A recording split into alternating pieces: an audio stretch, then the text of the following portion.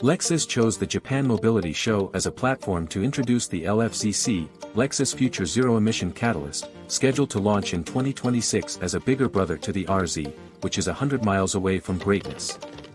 Lexus calls the design language Provocative Simplicity, and it's meant to be an evolution of the brand's identity. While the concept is quite radical, it's not just provocative for the sake of grabbing eyeballs. Sure, the low-slung body, tapering roofline, and rear-wheel flares give it a sporty look, but most of the exterior features on the LFCC have some sort of aerodynamic function. Not all traditional design elements have been axed, however. The famous Spindle Grille, now more of a body-colored panel than anything, now stretches from the front, along the sides, and to the rear bumper. Basically, the entire car is a giant spindle grille of mixed surfaces. The odd exterior does not have an impact on the interior. The LFCC has a fully flat floor to create real space and a panoramic roof to create the feeling of space. Front occupants are positioned forward and low, creating more room for passengers in the rear. Lexus arguably had the worst infotainment system in the business for a while, relying on a terrible touchpad to interact with the screen. This feature was slowly phased out in favor of a simple touchscreen display. With the LFCC, Lexus is changing direction again, but for the greater good. It has applied a new, eyes on the road, principle, so it has a simple digital instrument cluster and two small screens mounted on either side of the steering wheel.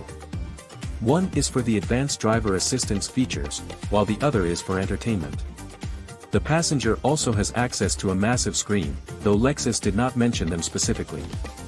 The concept, and its ensuing production model, will also be equipped with a next-generation voice recognition system called Butler. How has nobody thought of this before? Butler will use your driving habits and self-learning to become more useful over time. As is the norm these days, the LFCC has a cow-friendly interior. Instead of stripping cows of their hides, Lexus will be peeling bamboo and turning it into fibers, woven fabrics, and pretty inserts. Lexus chose bamboo because it grows fast and because of its CO2 absorption capacity while it's growing. It obviously also has that connection to the car's birthplace.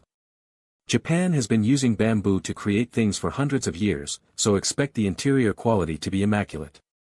For construction, Lexus will use a modular structure made via gigacasting.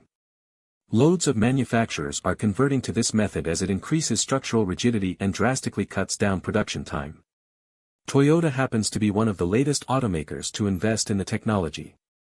For propulsion, Lexus will use Toyota's next-generation battery technology.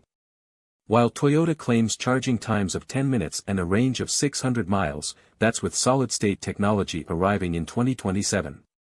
As this will arrive in 2026, it'll use the next generation of liquid electrolyte batteries providing up to 500 miles range and 20-minute recharging.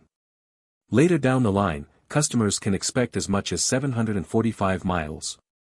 As for power, we don't have any figures, but Lexus lets slip all-wheel drive is to be expected, indicating the use of a dual-motor powertrain, using a new generation of downsized e-axles that combine the motor, gear train, and inverter into one compact unit. Other technological highlights include the use of the steer-by-wire system that first debuted on the Lexus RZ, which has yet to come to market in full but is still in the pipeline for the existing model. Since Lexus wants to launch this car in 2026, we expect a more production-ready model in roughly a year.